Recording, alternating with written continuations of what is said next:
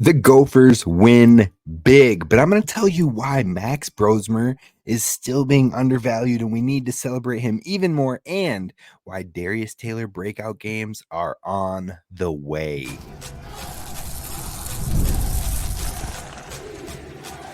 You are Locked On Golden Gophers, your daily podcast on the Minnesota Golden Gophers, part of the Locked On Podcast Network, your team every day. What up, Gopher fans? You're listening to the Locked On Golden Gophers, part of the Locked On Podcast Network, your team every day. My name's Kane Rob, host of the podcast, former collegiate football video coordinator and recruiting assistant, here to talk Golden Gophers with you each and every day of the week, Monday through Friday. Your boy is still recovering a little bit. The voice is a little bit deeper, but it sounds a little bit sultry now. I feel like I could be a radio host, like this is DJ K Smooth on the radio. But we're going to give it to the Gophers talk right now. We're going to talk about what happened with the Gophers dominating in their homecoming win. We're going to move on to talk about Max Brosmer and how the boy is balling. And then we got to talk about Darius Taylor because, yes, there haven't been as many huge rushing games, but I think those are on the way. So if you are tapped in, be sure to hit subscribe over on YouTube.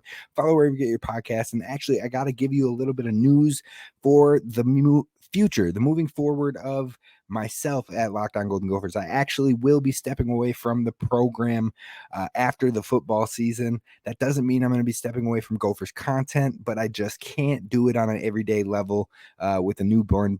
Well, I guess he's not a newborn anymore, but a little baby, growing family and all of that. So I'm going to be taking a step back from Locked On Golden Gophers after the season is over. That being said, I will be keeping y'all posted with what is to come with me. And we got some exciting news on that front as well. So hopefully y'all will stay tapped in. Y'all will stay tuned, but keep on following Locked On Golden Gophers because we got you covered each and every day with your Golden Gophers talk.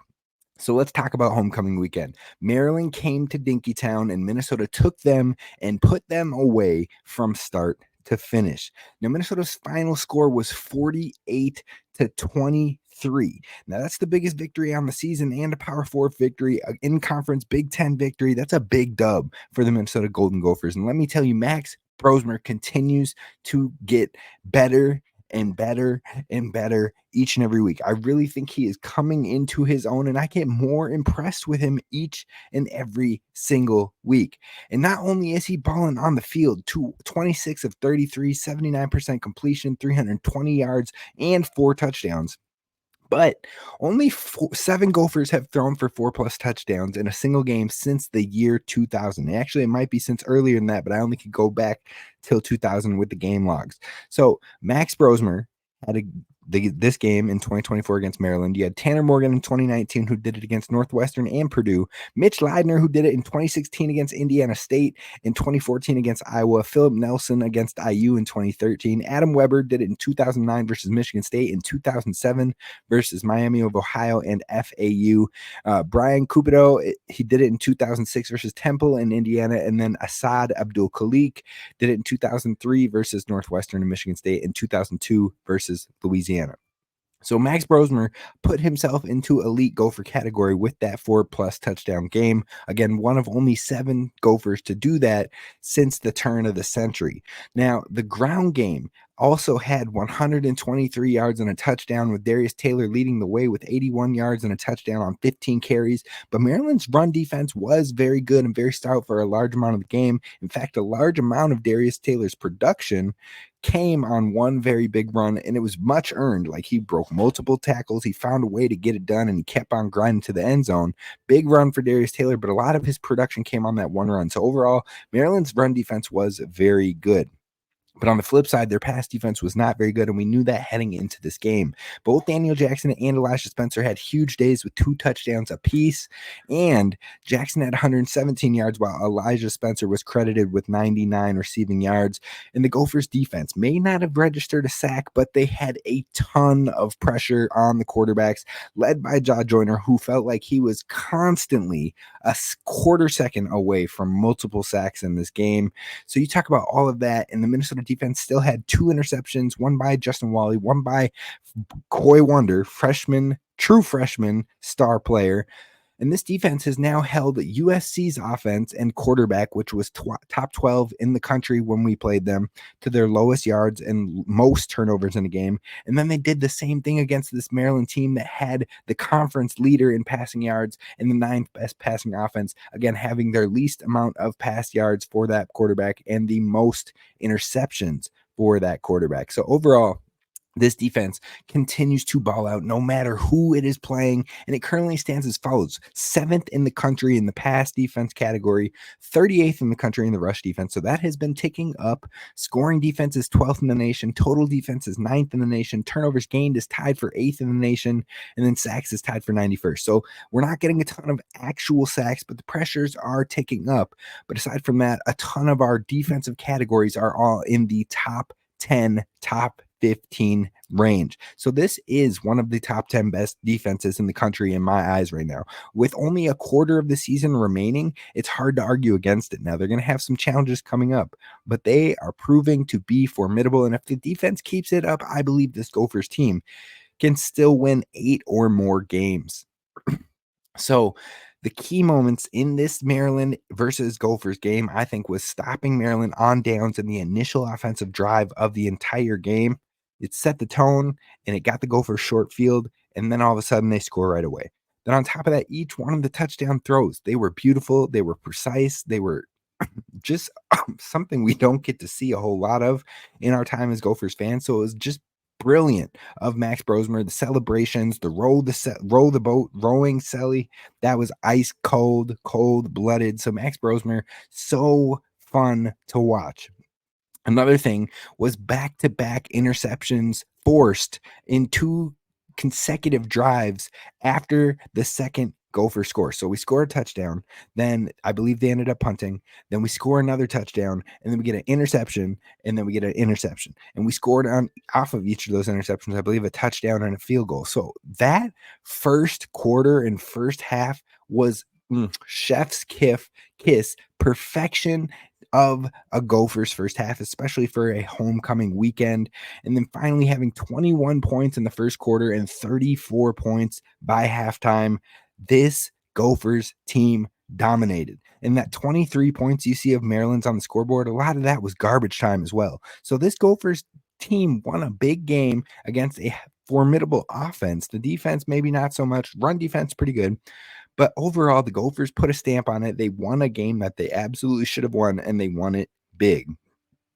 Now, as they head to Illinois on the road against a ranked opponent, they actually come in as a favored team, and that is just baffling to think about. But we're going to talk about maybe why that could be in our quarterback, who could be a top 5 quarterback in the conference and should be getting even more love than the love he is already getting from Gophers fans. I'm going to tell you why Max Brosmer is on a historic pace for the Gophers coming up next.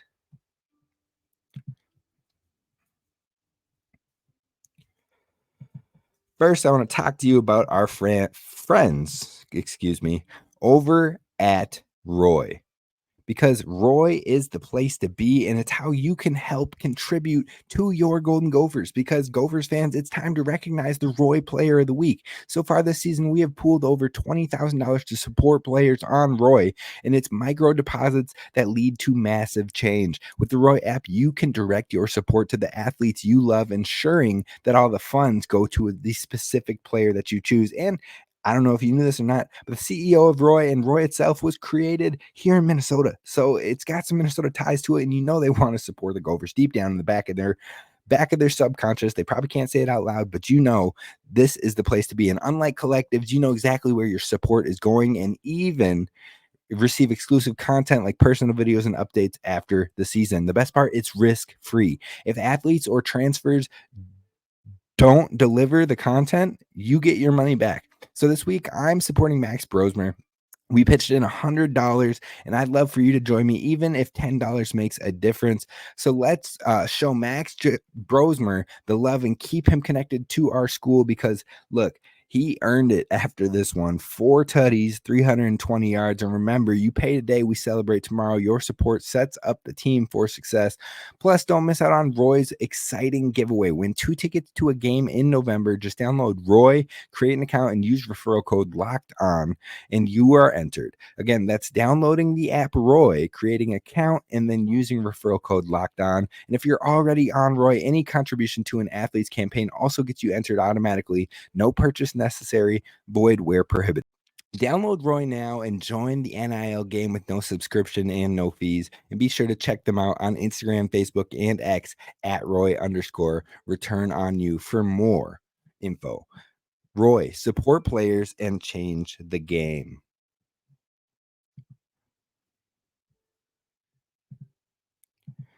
All right, Gophers fans, let's talk about Max Brosmer, because I think Max Brosmer is a top 5 quarterback in the Big Ten Conference. Now, when you look at the numbers up front, right now he's tied for 8th in touchdowns, passing touchdowns with 12. He's he's overall 7th in passing yards with 1,776. He's 6th in completion percentage. He's 7th in quarterback rating, and he's tied for the 2nd fewest interceptions. And that's with 2 absolutely amazing defensive plays. The Michigan down the sideline, which might have been out of bounds, toe tap interception, and then the one freakish Iowa interception where the defensive player just made one heck of a play as well. You take those 2 away, he's the number 1 quarterback with interceptions in the conference. So overall, you might be asking, okay, Kane, you just said he's a top 5 quarterback, but all those stats you just listed was like 7th in the conference. So how can you even back that up? And yes, that is right. I commend you there. You are correct. But Max Brosmer has been one of the most successful quarterbacks since the Michigan week. In the last 4 games, Brosmer has been 94 of 129 for 73% completion percentage, 940 yards, which is 235 yards per game, 7 touchdowns passing, 1 interception, 3 touchdowns rushing, and 2 game-winning fourth quarter drives. Now, across those last 4 games, he has been a top 3 or 4 quarterback in the conference. His on-field IQ has been showing. His processing speed is something to behold, and they have been in the position or have won every single one of those games since then. So yes, I might be looking at a small sample size, but you have to remember Max Brosmer was coming from the FCS level where people were like, oh, he might not even be able to play at the FBS level. It's going to be way faster. It's going to be too quick for him. It's going to be this, that, and the other. And he's come through. And yes, it took some time. It took a little bit of time to get up to speed. It took a little bit of time to feel out the chemistry with his teammates, with his coaches, with the play calls, with the new headsets, all of that jazz. But you get to the Big Ten season, he has one up and down Iowa game where he threw for over 200 yards, 2 touchdowns, 2 interceptions. He was definitely his first Big Ten game. And after that, he has been on an absolute tear in the conference. So of those with more production in front of him in the Big Ten Conference, all of them have been Power 4 FBS level for their entire careers. I say all of that to point out that Brosmer has put his name into the conference and into that top of the conference while learning and adjusting to the speed along the way. And his first Big Ten matchup was against Iowa, but ever since then, he has learned hella quick, and he has been tearing it up in the Big Ten. Now, since that game, there has been no looking back, and he will do whatever it takes to help this team win. Currently, Max Brosmer is 10th in the entire nation when it comes to completion percentage, and he is 48th in the country in points responsible for, and that's of all running backs, all wide receivers, all tight ends, all quarterbacks. He's 48th in the entire country. So he is also on pace for 2,664 yards without a bowl game. But if the Gophers can win one more and get to a bowl game, that means you got 5 more games on the season, and he's on pace for 2,886 with a bowl game when it comes to passing yards. That number by itself with a bowl game would be good for 2nd best passing yards for Minnesota since the year 2010 and 3rd all time in Gophers single season history. And if he can tick up the production just slightly since his last 4 games, he has been on a 235 yards per game pace. If he ticks that up by 10 yards per game for the next 5 games, so he would be 2nd all time in Gophers passing yards and the 2nd Gophers quarterback ever to pass for over 3,000 yards. His completion percentage as it currently stands, so if it stays the same or it gets even better, he would be the best quarterback completion percentage for a career and for a single season in Minnesota history, and that is with more of players who have had more than 10 passing attempts. So even if quarterbacks have come in for 2 or 3 games and they've thrown more than 10 times, he has the best completion percentage of all Gophers quarterbacks. Those are historic things he is doing, and he looks like he is just getting into the zone. So Gophers fans have been showing love, but you need to show even more, because this is one heck of a player, one heck of a quarterback, and we only get this 1-year run with him. So you need to show love, you need to show out, but also, although the quarterback has been balling out, our best player is probably the running back in Darius Taylor. And I'm going to tell you why his breakout game is coming very soon. Coming up next.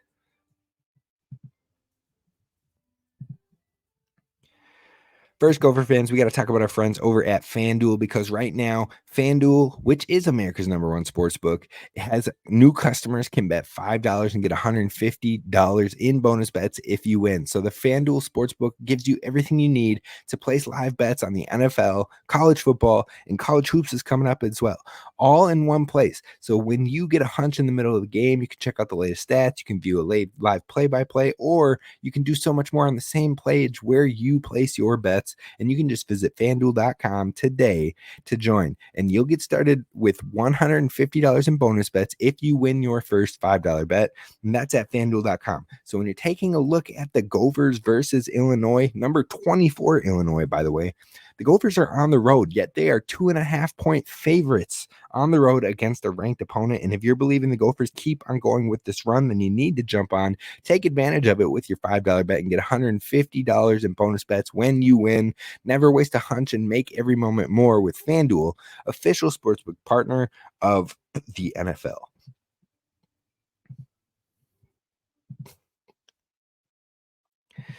All right, Gophers fans, we're wrapping it up with Darius Taylor. Now, this was the headline story for my today's show, the headline segment of today's show, and I had to save it best for last because I got to get you ready for what is to come with Darius Taylor. The Gophers star player and true sophomore running back Darius Taylor has the talent to be a top 3 running back in the conference. We've seen it before. We saw it last year as a true freshman, but with the offensive line struggles and the top run defenses, his usage has been more dual threat over the ground and pound we saw last year.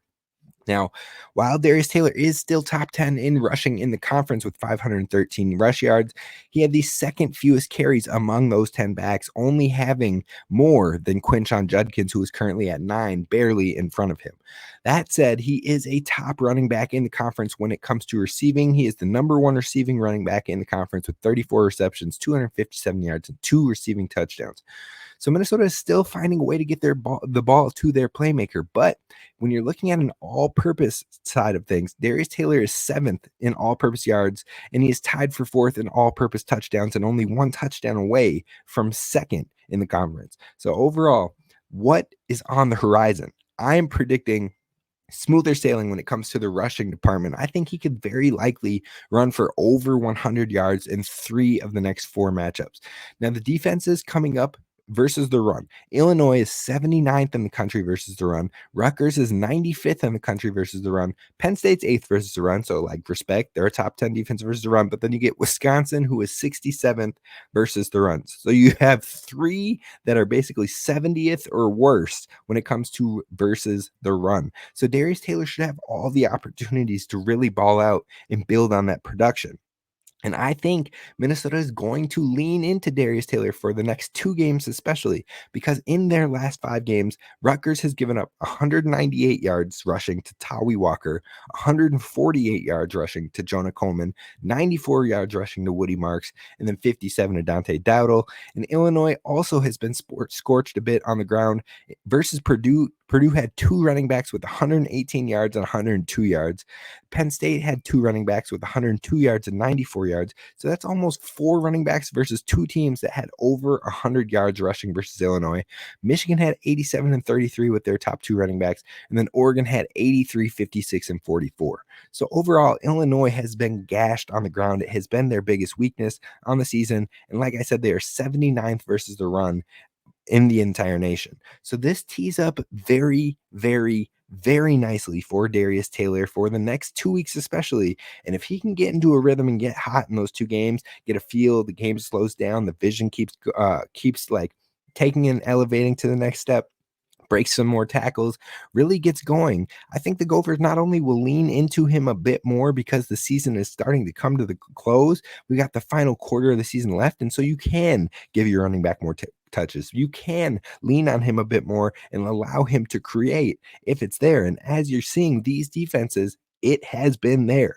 So if Darius Taylor can get going and he gets hot in these 2 games against Illinois and Rutgers, not only do I think the Gophers win and they get to 7 wins before we get to the final 2 tough games, but I also think that if Darius Taylor gets going and he gets the hot hand, I think anything is possible moving beyond that game. I think the Penn State game could be one where Darius Taylor gets heavily involved and gets going because he has the high hand. And then I think he could be on a mission to get the axe back and prove that he is that dominant versus Wisconsin. So overall, Darius Taylor is teed up to have a big back half of the season, especially in these next 2 games. And I think that's going to help him not only with his numbers towards the back half of the season, not only with wanting to remain a Golden Gopher and leaning into the run game, but also because it will help the Gophers win games. That's going to do it for us on today's show. Tomorrow, we're going to dive a little bit more into next week's matchup, which is against the Illinois Fighting Illini. And I will see you then. Roll the boat, Scotty Mago Gophers, as always. And please don't forget to hit subscribe.